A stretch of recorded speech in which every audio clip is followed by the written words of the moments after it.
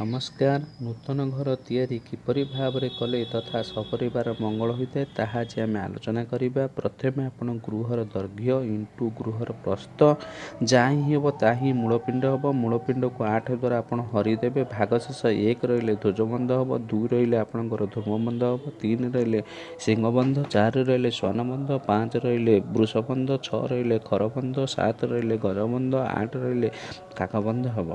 एवं मूलपिंड सहित 8 को जदि गुणीदेवे भागफल को 27 नक्षत्र द्वारा हरिदेवे। जो अंश रहा घर क्षेत्र हम। यही क्षेत्र को 8 द्वारा जदि भाग करदे गृहर व्यय हम। एवं 27 नक्षत्र को 4 द्वारा गुणी 9 द्वारा हरिले भागफल ही हम, घर राशि हम।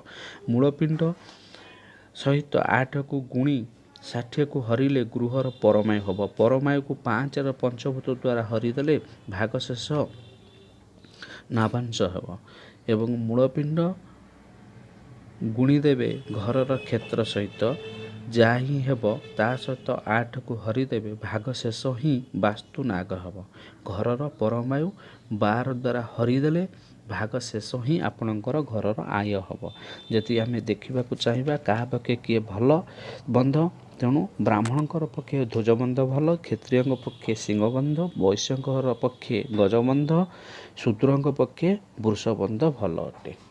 जय जगन्नाथ। यही भिडियोटी जदि आपण को भल लगे बा आपण यही जदि भिडियो देखा चाहती दयाकरी एक like, subscribe, share and comment जल्दी जल्दी कर दियंतु।